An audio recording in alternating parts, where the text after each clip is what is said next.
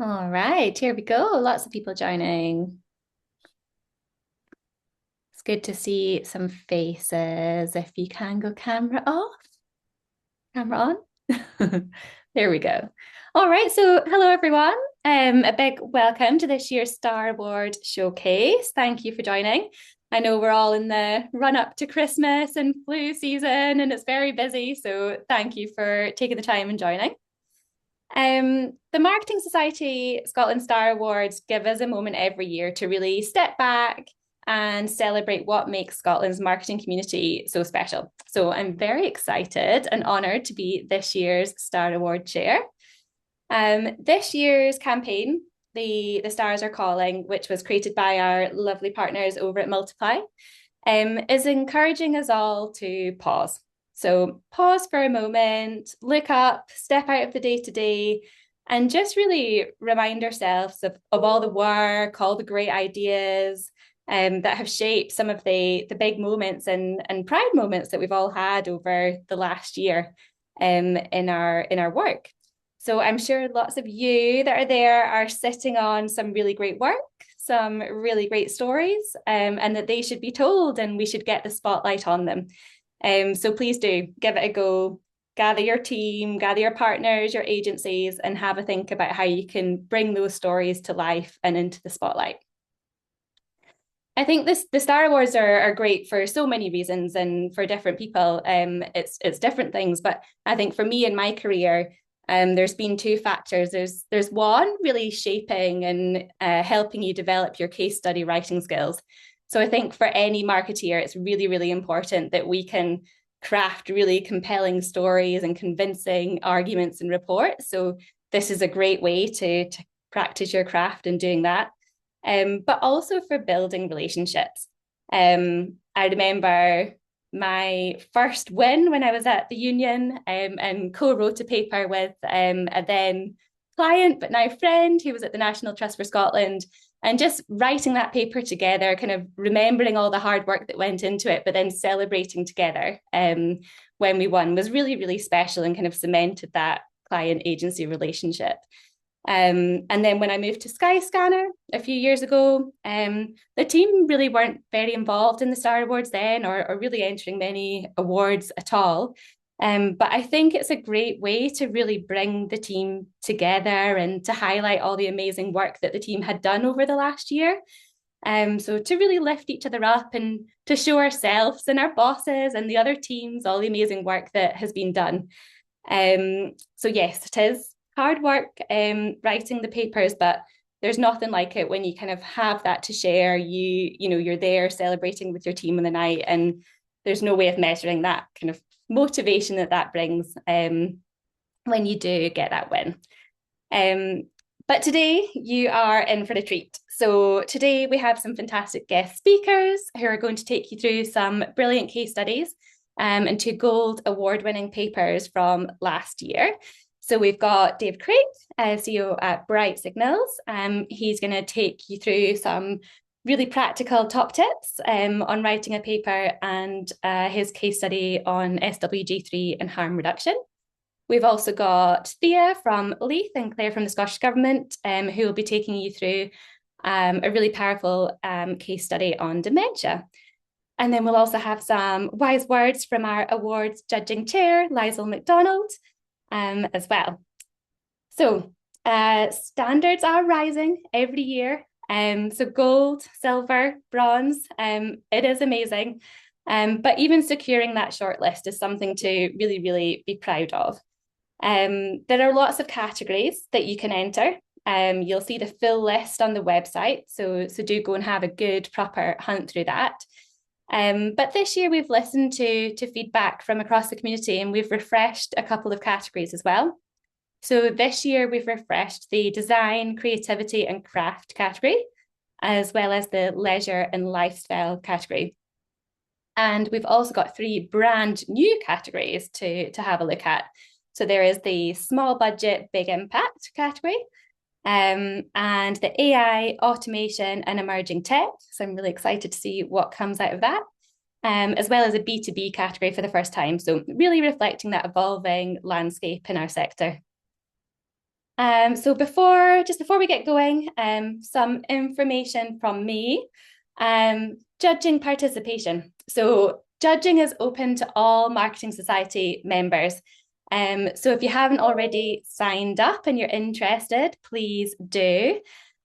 Future leaders, you can sign up to be an online judge. It's a great learning and development opportunity, so definitely give that a go if you haven't already. Whereas leader members are invited to join judging panels.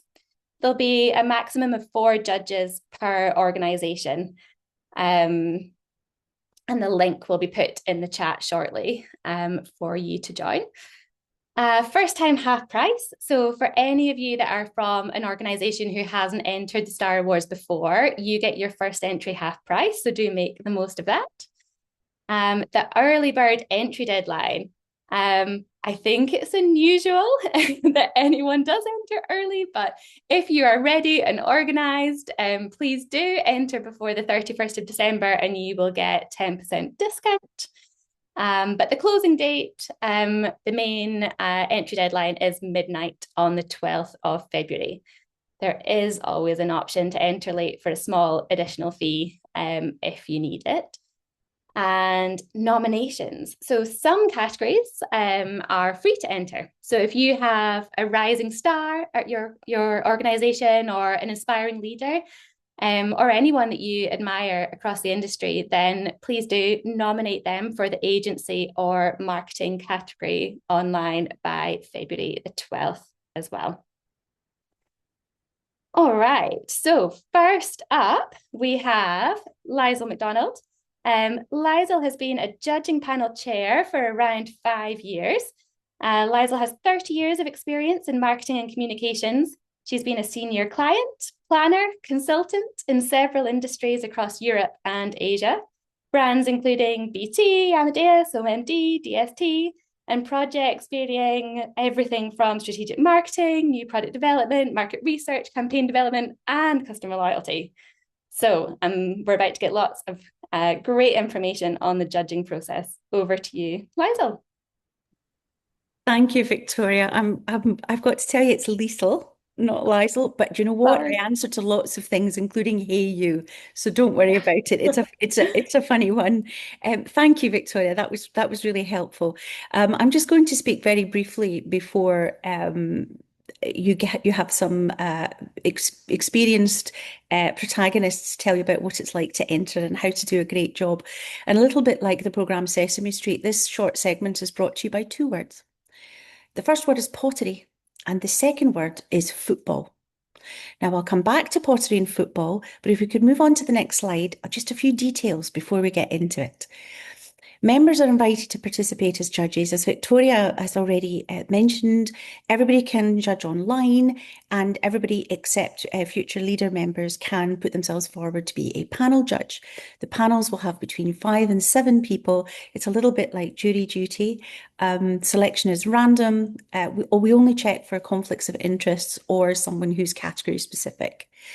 Why participate as a judge? Because you never know what you're going to hear. And as a panel chair, I can tell you it's amazing how different people view different approaches, different papers. And the discussion with people from different backgrounds, categories, is always enriching. And even after 150 years in marketing, I learn something new every single time. I can highly recommend it. You can also meet people, network with people, and get the chance to listen to some of the senior leaders in the industry, which can be very useful. Next slide, please. How to win. So choose the category that's most suitable. You have a limit of 2 entries. Think very carefully and think clearly about which 2 categories maximum would be most appropriate for the entries that you have.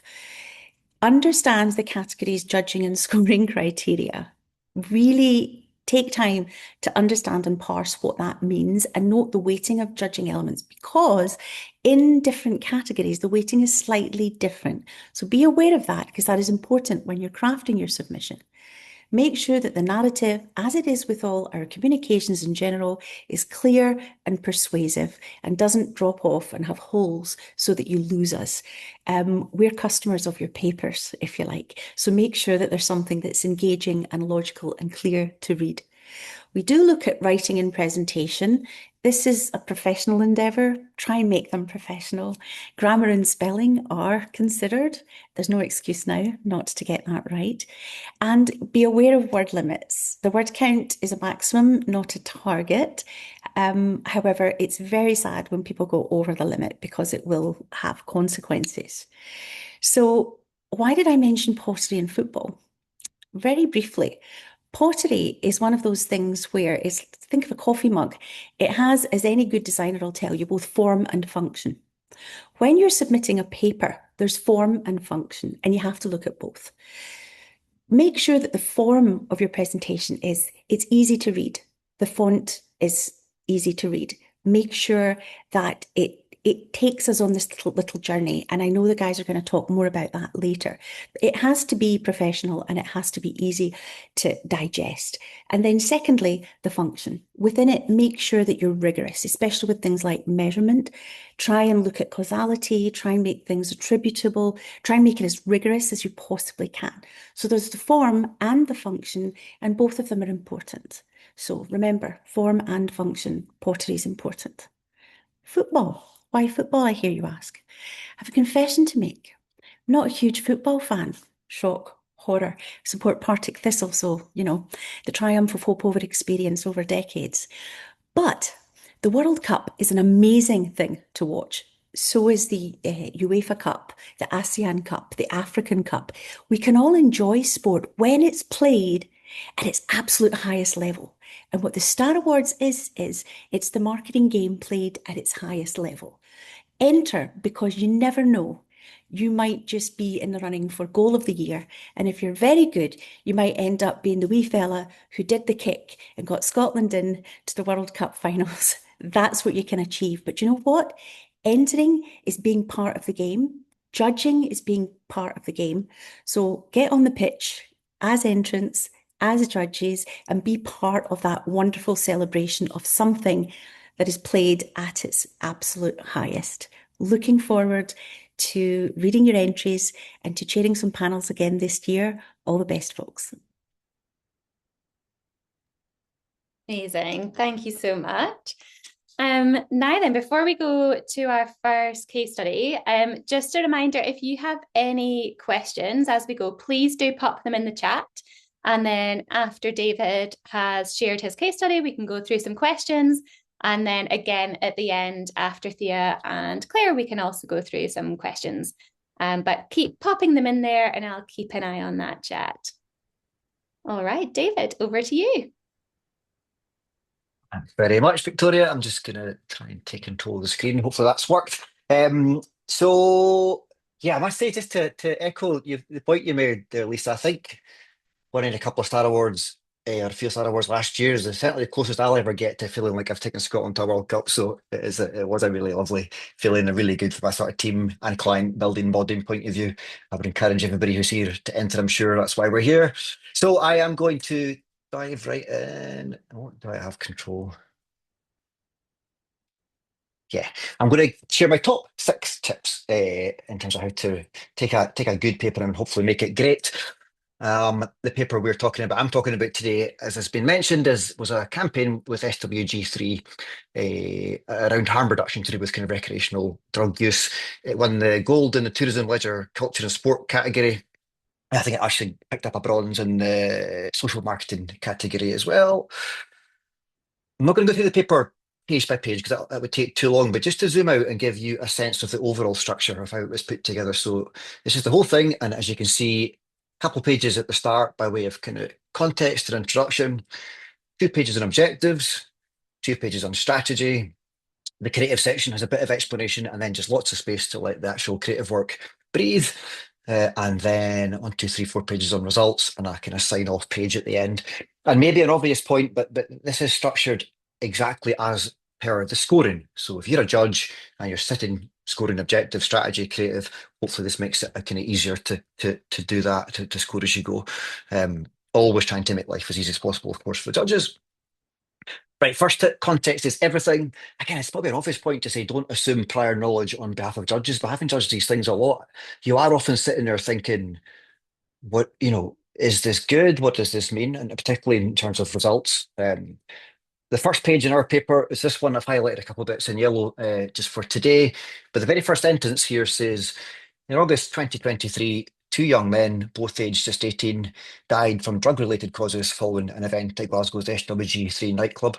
I remember sitting down to write this paper, and it's quite tricky. It's obviously a really, really heavy set of events and tragic set of events. And we just sort of felt that we needed to have that out on the table right off the bat. To contextualize why this campaign was happening at all. But at the same time, not to be too matter of fact about that, right? And you can see the first instance, the yellow there, just kind of taking a little bit of space to talk about how it's hard to overstate the tragedy of this. Real people, young people, heading out to have fun with their friends and not coming home. But then we've got to take this and turn it into, or turn it more towards what is an award paper, right, about a marketing campaign. So just then highlighting the kind of the big challenge here was, or the big danger here, which is that there was a real danger that these events would lead to the venue itself being closed. And that wouldn't be just a bad thing for SWG3, it would be a bad thing for society because it's a safe place to dance because it's well stewarded, it's licensed, it's organised, it's not an illegal rave. Then the final point we're getting in here, right at the start, context-wise, is just making the point that it was a really modest, small budget, in this case, just 3.5 grand. So there's quite a lot going on there, quite a few words used by context, but I do think it's really important that the reader understands all the things they need to know to kind of set the scene. In terms of contextualizing results, if you compare this statement, which I think the sort of thing we often see in Star Awards papers, we increased banana sales by 23%. So on the face of it, that sounds pretty decent, right? Double-digit growth, but it's nowhere near as compelling, I would argue, as if it was framed like this. So the average year-on-year sales decline among our banana bearing competitors was 7%. So this is a market that's contracting. And then with no increase in annual marketing spend, we increased banana sales by 23%. That's the exact same result, but just framed, contextualized in a way that makes it a lot more impressive and a lot more compelling. So in terms of the SWG3 paper, this is the objectives page right near the start, and we've got a chart here showing what our target was, what our objective was, but we've contextualized that against the average for this audience in this sector to show that we were being ambitious. And then in the results section at the very end, we've got some reached results here, and not only are we showing what we achieved versus our target, but again, we're contextualizing it against that wider background to put it in context. Second tip, yeah, in terms of results, I mean, personally, as a judge and somebody who writes these things, I think results are the most important thing. The reason we all get paid to do what we do is about effectiveness, right? So that's ultimately the goal. So I tend to start at the end. I look really honestly, critically at what results we've got and what we've got to work with. And if you look at the way the scoring works across this category and others are very similar, there are equal points, 20 points up for grabs across things like objective, strategy, execution. But if you add up objectives and results on the right-hand side there, that's the biggest bucket. And of course, objectives and results, I think, should really be two sides of the same coin. So if you look at the structure of our paper, on to the next slide. Again, there's about 13 pages of written content here, and 6 of them are about objectives and results. And that's the kind of level of importance I would place on that side of things and really thinking through how you're going to present that side of things. Second tip, the judges are your customers. Think like a marketer. And yeah, if you move on to the next slide, the older I get, the more I kind of feel that marketing is really quite simple. Doesn't mean it's easy, but it's pretty simple. We just need to get noticed and be remembered. Of course, there's evidence these days that often people aren't really making conscious purchase decisions and choices or behavior change choices. They're just buying what comes to mind. And the way we get noticed and the way we get remembered is by making people feel something. And that, I think, applies to products and behaviors, and it applies to Star Awards judges. You got to make them feel something. One way to do that, and something I often try and look for again when I'm writing one of these, is just to find the tension and dial up the drama. And as I'll show you in a second, take me on the journey of actually creating the campaign. So I often look for this kind of, is there like a David and Goliath style story here, or something of equivalent of that? Was it a genuinely difficult challenge? Because of course that will make success all the more impressive. In the case of SWG3, this is page 2, so we're still in the kind of context section right at the start, the introduction section, and it says here, a really tricky balance. Harm reduction campaigns are notoriously difficult and often ineffective. Rebellion is what attracts young people to the scene. Recreational drug taking is normalised for many, and the vast majority of participants go unharmed. Zero tolerance doesn't work, while any attempt to be down with the kids is at best rejected and at worst ridiculed. For SWG3, this represented a tricky balance. Not acknowledging reality on even terms with young people just wouldn't connect, yet sticking our neck out and being seen as accepting or condoning drug use could result in the venue having its licence revoked. So again, we're using some words up here right at the start, and we've still not said anything about what we have actually done in response to this, but I do think it's worth those words to set up what was actually a genuinely difficult challenge in this case. And how that carries through into strategy and taking people on the journey. Any great piece of marketing, any great communications campaign won't have been easy. There will have been trials and tribulations on the journey you went through to get there. And I think it helps to just be open and really honest about that type of thing. So here's the research page in the strategy section, and it says in yellow there, although we lacked the budget for market research, because we kind of did, we knew that it would be crucial to engage with young people. So we ordered pizza, called our mates, and got them in the room and had a chat. And that's the reality of how we did the research in this case. And we're just being kind of honest about that, not trying to set it out like it was all perfect. And then the next page, in terms of how we got to an insight and a strategy here, somebody in one of those groups at one point said, well, you look after each other. It's just about being sound to folk. Wait a minute, be sound. Oh, let's go back one. Here we go. So yeah, wait a minute, be sound, look after each other. Could this be a way in? Rather than an us v them conversation, could this be about the clubbing community looking after itself? And that is genuinely how we got to a spark of insight in this case, and just laying that out the way it really happened, making the reader, the judge, feel like they were kind of in the room with you in a kind of first person type of way. And then the creative section, we did some creative testing in this case. These are the two routes that sort of didn't make the cut. And what we found here, and what we've been honest about in the paper, is that we were surprised, right? The route that did the best in testing was this one. It certainly didn't deploy the usual kind of visual tropes like the other two that you'd expect in this sector. But it worked, and we were surprised that. And of course, surprise is good, right? Surprise says you are being open-minded, you are challenging assumptions, and you're learning something that maybe we can all learn from. Second last tip, I think. I'm losing track where I'm at now, but yeah, this is about finishing off the paper. And I always try and finish these off with a little bit of reflection. What does it all mean? Can we learn from this? Is it bigger than this particular campaign and this particular paper? In this case, what we said at the very last page was, listen, we'd never claim all the credit for the fact that Scotland's clubs haven't since seen an incident like the tragic ones that triggered this initiative. The issues are complex, and measurement and attribution around such a taboo subject is far from straightforward. But we hope you've seen enough evidence to agree that this was a tricky undertaking, fraught with potential pitfalls, but was incredibly well received. Groundbreakingly so, in fact. It brought a fiercely independent industry together and brought a deeply underground subject into the open. It absolutely impacted attitudes and behaviours and ultimately made clubbing safer. See you on the dance floor.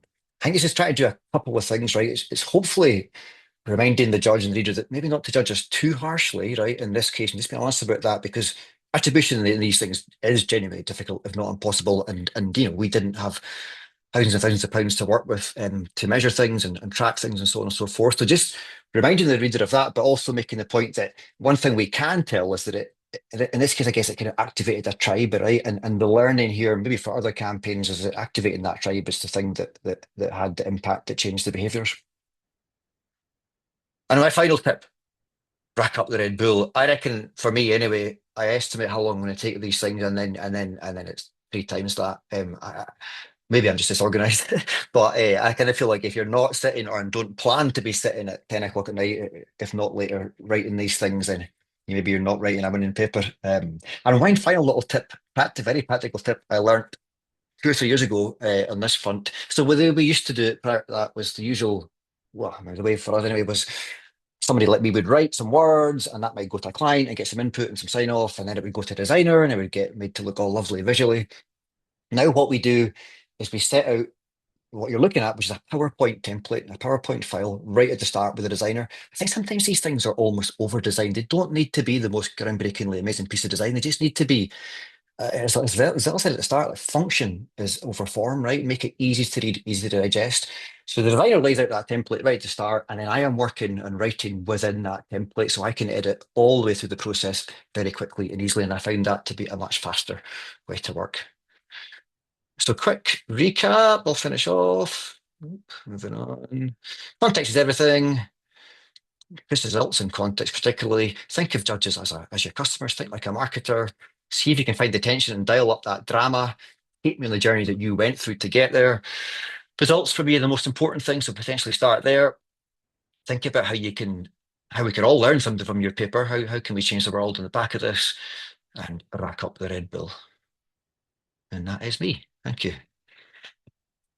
Amazing. 6 very practical tips, I think, that we can all take away. And I've been scribbling down some notes there as well for, for future papers. So thank you. So does anyone have any questions on that specific case study? There's nothing in the chat, but if anyone dare come off mute to ask, please do.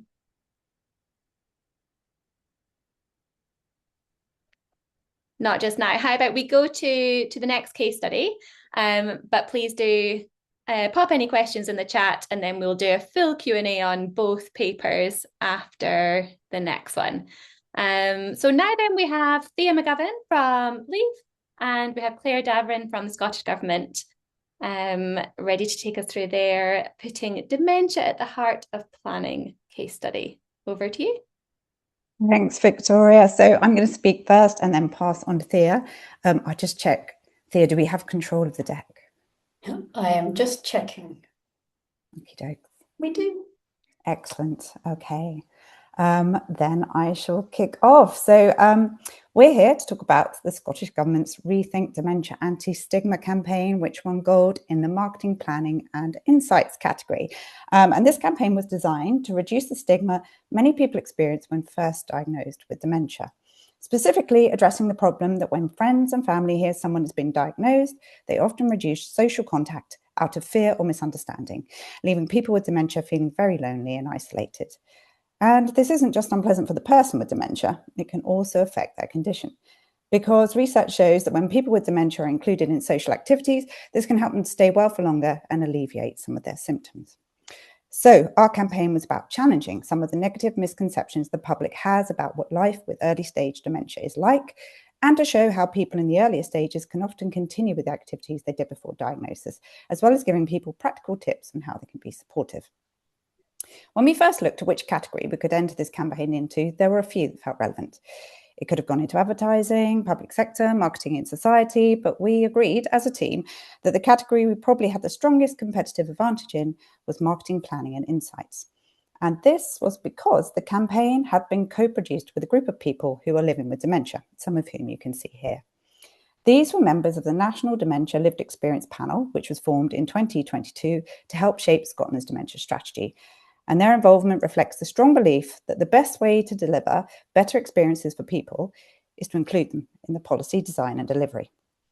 And involving people with dementia in the development of this campaign was a real learning curve, both for us, the Scottish Government and the Leith teams, as well as for the people with lived experience of dementia, none of whom had any background in marketing. I think there were teachers and some had run charities, but none had done a marketing campaign before.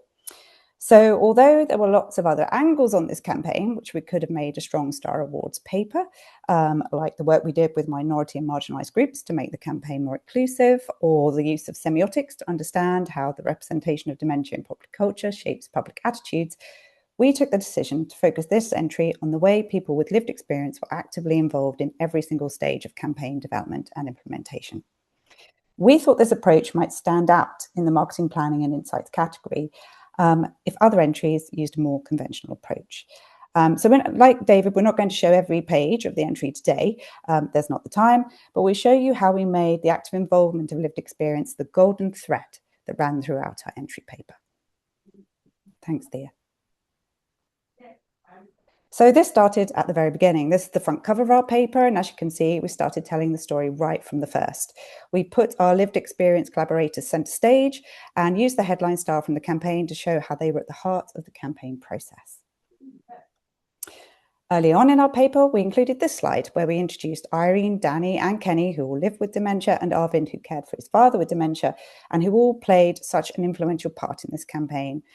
Having got to know these people well over the course of campaign development over a period of about 18 months, it was really important to us that the judges thought of them as individuals with different valuable experiences and skills. And we also wanted to challenge very upfront in our paper any misassumptions the judges had about how possible it was for people with dementia to co-produce a marketing campaign. The paper also included this slide to show how people with lived experience have played an active role at every single stage of the campaign design and delivery, and it really was a co-production exercise. Again, we really wanted to be clear that this was very much more than a one-off listening exercise, a tick box exercise, and that the panel members had significant input and influence at every single stage, including meetings, presentations, workshops, inputting into the brief, creative concepts, and sharing their personal stories within the campaign. So now I'm going to pass to Thea. Great. So I'll show you how we carried this golden thread through each of the marked sections of the paper. So in the strategic thinking and effective planning section, we wanted to really highlight the input that the panel members gave to us. So obviously everything from the way we designed the pages to really bring out their personal quotes to the content of those was really important.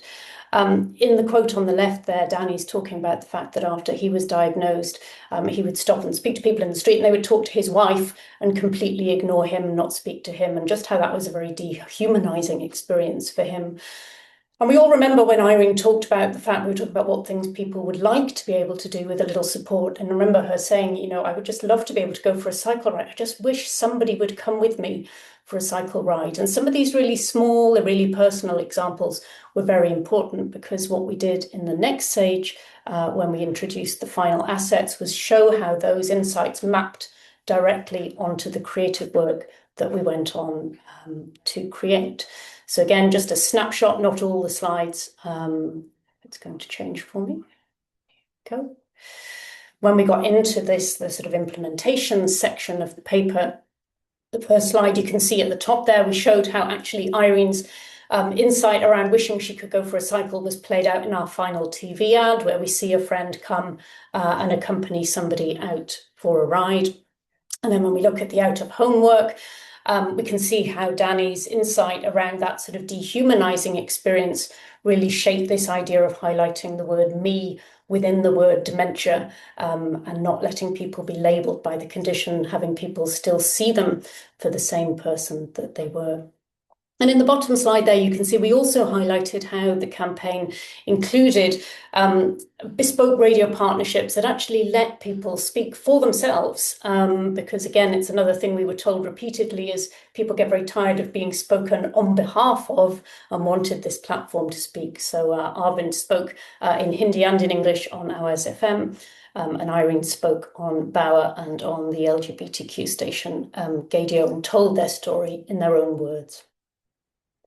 And then if we track through this golden thread into the results section, you know, we had all the facts and figures that you would expect, particularly from a Scottish Government campaign where we have very robust, smart objectives that we do measure and track against. But I've put this slide up as an example of how we took that a step further, building on what David was saying around his paper. So the sort of the equivalent of David's banana slide for us was that we knew in our tracking that the number of people who'd claimed to have taken action as a result of seeing the campaign exceeded target by 23%. It's almost exactly your banana figure, David. But to that point, what does that mean? Actually, we exceeded our target by 23%. You know, is that good? It's very hard for a judge to say. So what we did on this slide was really go through a sort of a little bit of a maths working scenario, really transparently and with very sort of conservative calculations to try and show what that meant in real terms. So if I run you through this very quickly, basically what we did is we worked out how many people there were in our target audience age group who both recognized the campaign and actually knew somebody who had dementia. So they were in a position to take an action. We knew that 20% of those people said specifically that they tried to have contact with someone with dementia more often as a result of seeing our campaign. So when we put all those numbers together, we got to around 98,000 people who were in that position. Now, We know very well that people often overclaim action when they're filling in surveys. So we were very, very conservative. And we said, well, let's imagine only half of those people actually went through with that action. They managed to have this additional contact with the person they know who has dementia. But that still left us with around 50,000 additional social contacts potentially as a result of the campaign. Then we took that one step further and said, well, actually, we know there are 90,000 people in Scotland living with dementia. So that's almost half of all people with dementia receiving an extra contact as a result of our campaign. Clearly, that is an estimate, but the fact that we showed that very transparently, our workings, the numbers, where we'd been very modest and conservative with our estimates, I think gave that credibility and made it a little bit more real. And we backed that up with anecdotal feedback. So they've got a quote from Irene here talking about people phoning her up, stopping her on the street and wanting to talk about the campaign. And we also took that a step further. Sorry, there's a slight delay on it changing screen. There we go. Where we had a good rummage around the internet for other examples that we hadn't had any involvement with as part of the campaign, where people were praising not necessarily the campaign creative, but the whole co-production approach that was taken. And it was really interesting that a lot of people felt that the creative we ended up at was very different from the way that, say, dementia charities come at the topic, which is often very bleak and very depressing for people who are living with the illness. And the quote on the left was there from a conference where other people were calling for this approach to be more widely adopted in other areas. So it starts to build a picture, this golden thread of how the involvement of people with lived experience made a real difference to the campaign. Finally, on our closing slide, like David, I'm a bit of an obsessive when it comes to crafting an ending to papers, but we decided with this paper that it felt most appropriate to give the final word to Kenny, who's living with a young onset vascular dementia, and he sort of shared his reflections on the whole experience of being involved. And he talks about how important it was to him to feel that his opinion, was regarded as valid and that he was listened to, because that really hadn't been his experience quite often as somebody living with dementia. And he talks about, he says, we set out to make people rethink dementia, and that's what we did, and positively for once. And, when we went back and looked at that, I thought, myself, Claire, nobody else could have written a better ending to our paper than letting Kenny put it in his own words. So hopefully you can see right from the very front cover through to the very final page and across each of those marked sections, we kept that golden thread about the really valuable involvement of people with lived experience all the way through. So just very quickly to summarise the tips that we've been through there. To echo Liesel's point, I would strongly recommend that you sign up to be a judge if you can. I think it is the best way to learn those really small but significant differences between what gets a paper shortlisted and what gets bronze, silver and gold. If you can't do the whole judging, go and rummage on the website, go and find papers that are published there. Have a real session where you look and you think about, what was it that made this one win gold? And that's a really worthwhile exercise as well. To echo the point that was made, now I'm going too fast. Let's see if we can go back. One.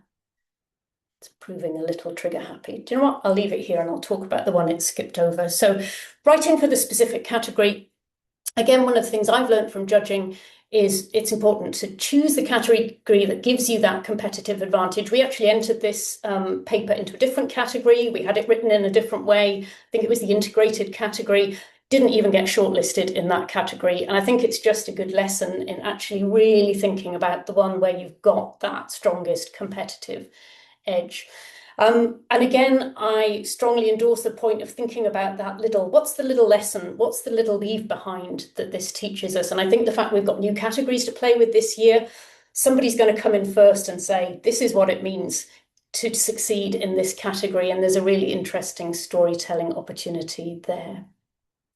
In terms of making your results sticky, hopefully you can see we've taken you through some of the ways that we did that in this paper. But, I think there are lots of ways you can do that, whether it's, you sold enough bottles that you could stretch from Glasgow to Edinburgh. I remember last year in my colleague Philippa's paper for Iron Brew, she was able to show that it wasn't just the hot summer that had led to the increase in sales, because we didn't see that pattern across all the competitors and other brands in the sector. So really thinking about that way that you can both make it real, tangible in the real world, and discount those things that a judge may think when they're really agonizing over who to give the gold and the silver to. They may think, well, maybe it was all down to something. If you can head that off at the pass yourself, that is a great thing to do. And last of all, if it is going to come back to life on my screen.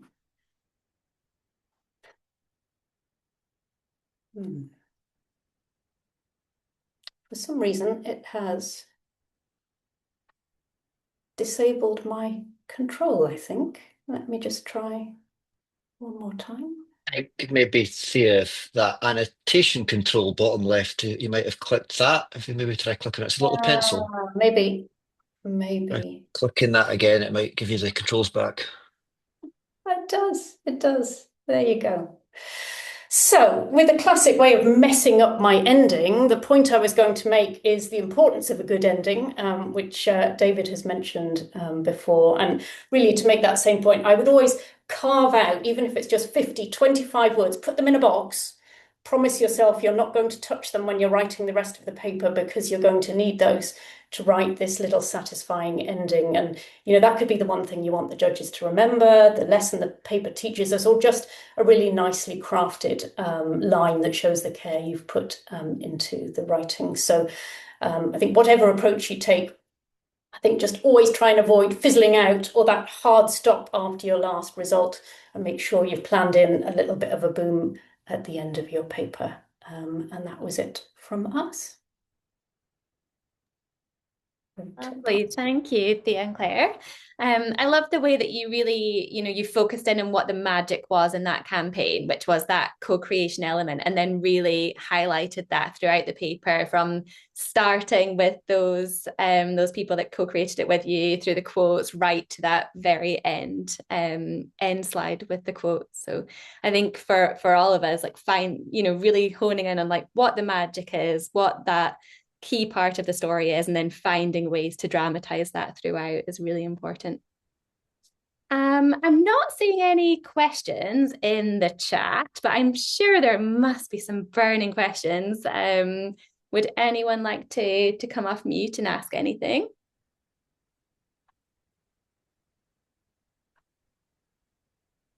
I could ask one first while you're thinking, if you like.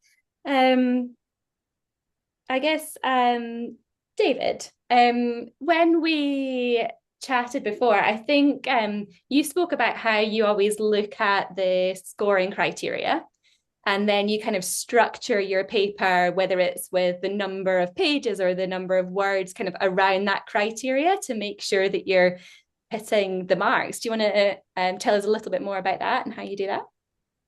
Yeah, and of course the scoring varies a little bit across the different categories. So that's one very obvious thing to say there, that if you're writing a paper that you think are going to enter into two different categories, and those categories have two different mechanics for scoring, then they should be different, in my opinion. You should upweight the certain sections. Roughly speaking, I think it probably does make sense to say that you can translate points totals into word counts and make it fit accordingly. But of course, picture tells 1,000 words, charts, graphs, all that can go a heck of a long way. So, but yeah, I do think I'm quite systematic about it. I think about always trying to sort of critique our own work and say, where would I lose points here? It's amazing. I think this has been said, but how often you sit in judging sessions, and it is really quite tight and quite difficult to pick a gold from a silver and things like that. So honestly, the fine margins really do matter, and it's just sitting thinking through, how can I, if I think I've got 8 or 9 points here, how can I get 10 in this particular section? But yeah, I approach the whole thing section by section in exactly the same way the points are assigned. Nice. And Thea, I really liked your point that you made when you said that when you're looking at the results section, you kind of think about what might the judges be thinking to kind of discount those results, and then what is your process that you go through to then try and contextualize them further, or kind of bat off those potential questions the judges might be having. Yeah, I normally end up having a kind of devil's advocate brainstorm with myself or with the wider team and just trying to think about what are all the things. And it's not the judges being, I don't know, kind of cruel or something, but it's like, what assumptions might they bring? So with this campaign, as Claire said, we were worried people might think, oh, well, they probably spoke to a few people at the start, but that was it. So that's why we really sort of put that through. I remember going back now several years when we were writing the paper for the Commonwealth Games ticket sales in 2014. And we sort of, and they virtually sold out by the end. And we all sat down and said, well, the biggest risk with this paper is that the judges are going to go, well, they were always going to sell out, weren't they? They were going to fly off the shelves because everybody wanted to go. So going back to David's point about setting up the problem at the start, we really put quite a lot of words behind going, look, here's the data we had that these tickets were not going to sell out. These ones would, we knew these ones would, but these ones over here were definitely not, unless we did something about that. So I think have a little mini brainstorm about what those devil's advocate sort of misassumptions might be, and then just work out a way of knocking those on the head yourself before the judges even get a chance to consider those. Just to jump in again, one thing I would add actually thinking about it now, particularly in terms of that SWG3 paper, and this may be a note of encouragement for people. I've written a lot of these papers over the years for my sins, and I think that's one of the hardest ones I've ever sat down to write, mainly because again, you can moan about budget all day long, but there wasn't money to measure things, and it is really hard, as I said, to do attribution in this area. Our objective was to prevent any more people dying from these kind of incidents, and to attribute our campaign to that result was really difficult and a bit of a leap. So it was tricky, and I think if I had been judging that paper, I would have found it really hard to judge. But it's encouraging, right? That A, that it did well, but B, that what all we tried to do was amass the evidence we could. It didn't have to be results in the traditional, quantifiable way, as long as you can amass evidence that it worked. And we had plenty, in some ways, anecdotal evidence, but loads of social media comments, loads of discussion, loads of things online, loads of third-party stakeholders getting involved with the campaign. We had plenty of evidence like that it had been embraced. So there will be evidence for success in your campaign, even if it's not the obvious quantifiable traditional way of measuring things. And that paper shows that it can count. It does count. Yeah, could I just add to that, David, and say I think judges really look for don't inflate and don't be vague. So don't overinflate what you're saying. Be real. That happens in the context of price and competitors' activity. So don't inflate and try and avoid being vague. So I would say if people can focus on those two things, each case study is different. Some people have pre and post, some people have control groups. Many of the entries don't, and that's fine. Just don't inflate and don't be vague. Brilliant. Do we have any other questions? Oh, Claire, question from you. Hi everyone, that was so interesting. Thank you so much for your talks and taking the time to talk about it, because they take time enough to write without taking extra time to come and talk to us about writing them. So very much appreciated. This is a question that makes me feel sick to even ask it, but have any of you thought about or had any success with using artificial intelligence to help write these things? As David says, they always take 1,000 times longer to write than you think they do. And so sense suggests that AI might be able to help, but also as a sort of old traditionalist, the idea of handing any of this over to the robots makes me feel really uncomfortable. So I wonder if anyone has had a play yet. That's a great question. Do you know what? Two things I would say on that, and this is coming from somebody who's like obsessed with AI, using it every day. I would encourage my competitors to use AI to write these questions because I think it would be detrimental to your chances of winning. I think something like this, where the word count is the biggest challenge for me. Like I tend to write. I honestly think I write 4,000 or 5,000 words and then have to get it down to 1,500. It takes longer to get it down to the word count than it does to write it for me. And that process, I think, you really need to have lived and breathed it to be able to do that in the best possible way. You really need to have been in the trenches and done it. So I think for something like this, personally, I will not be using AI to write the papers. The cutting word count thing, and I mean, it can be remarkable, right? You can ask one of the many LLMs to take a 200 word thing and cut it down to 150 words, and it will do it, and none of the substance is lost. But For me, again, personally, I always try and get a bit of personality and humanity in the papers, and that's what goes when you do these things. It can be grammatically correct and you lose the humanity. So personally, I think it would reduce my chances of being successful. So I wouldn't be doing it, but that's just me. It would be fascinating, wouldn't it, to upload all the winning papers and just see what it spits out based on its learning. I think I tend to agree, but the only thing I'd say is a bit like you, David, I've written so many of these that they don't sort of fundamentally terrify me to do anymore. If you're doing one for the first time, or you're the sort of person who just gets quite terrified by a blank page, and when you just can't get a word down on the page, then I think sometimes just having something from AI, just something to get you started, and you're probably going to put all of that in the bin.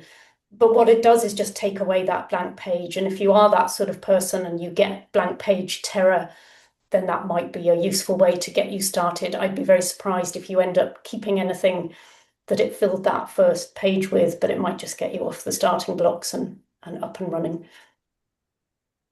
Great answers, thank you. And what I hoped you'd say. So thank you very much for restoring my faith in the human brain for a little bit longer. For now. For now. Do we have any other hands going up?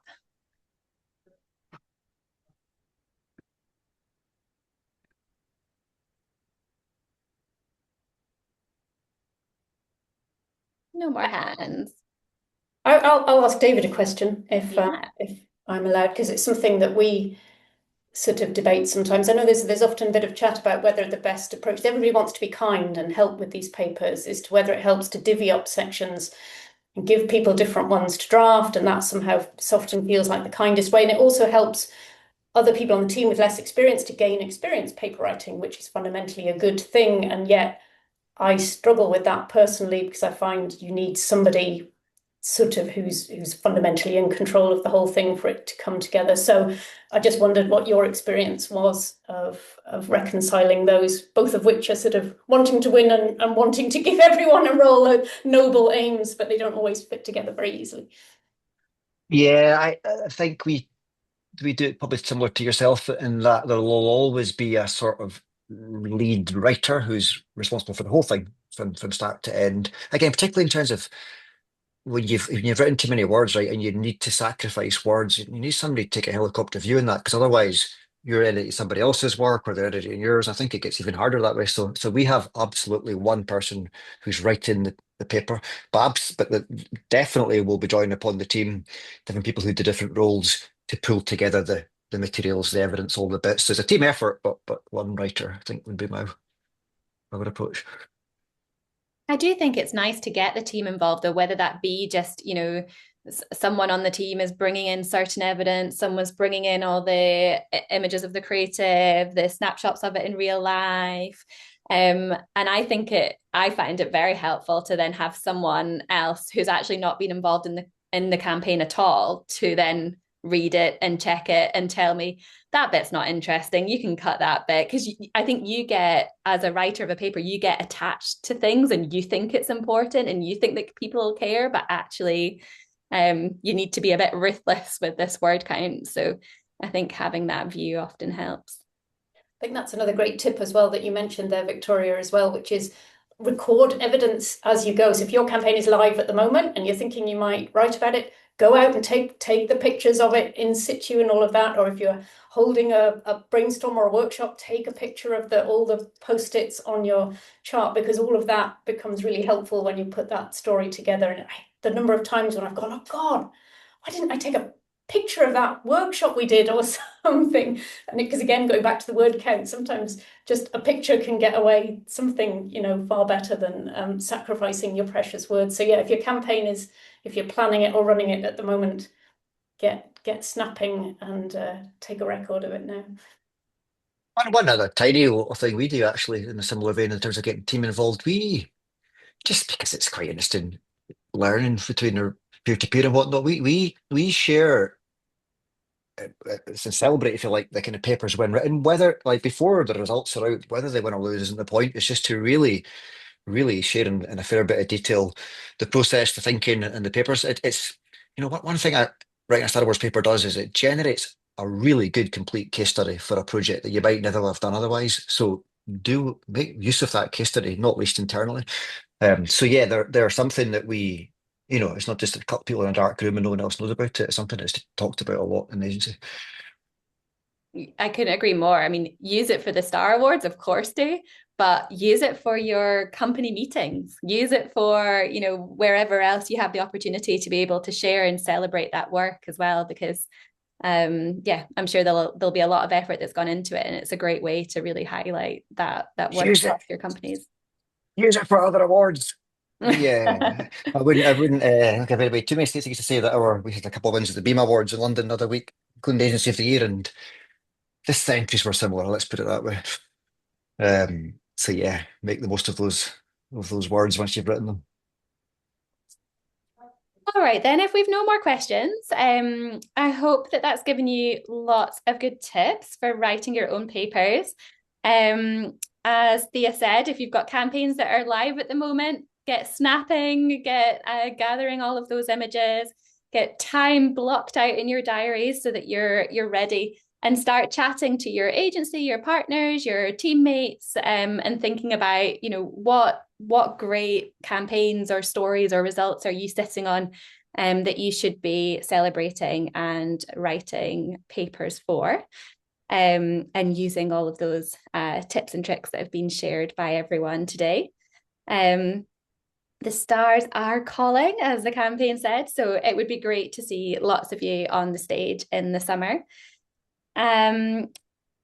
A few key dates that we just want to share with you, and a few last bits of information before we go. So first of all, please do give us any feedback on today via the Marketing Society at luxevents.co.uk email address. We would love to know any feedback so that we can keep improving these kinds of sessions for future years.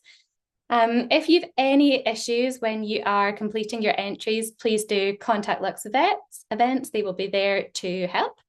We'll share all of the relevant links in tomorrow's feedback email. Key dates. 11th of December, we have Festive Drinks. They are being hosted in partnership with the Marketing Society Scotland and the CIM. They will be at the lovely Corinthian in Glasgow. So it would be lovely to see lots of you there. The 31st of December, that was our early bird entry deadline, so 10% discount for anyone who's ready to enter by then. Then the 12th of February, that is the entry deadline. And then finally, the 18th of June, get your glad rags ready for that. That is the Star Wars celebration dinner, and that will be at the Edinburgh Corn Exchange.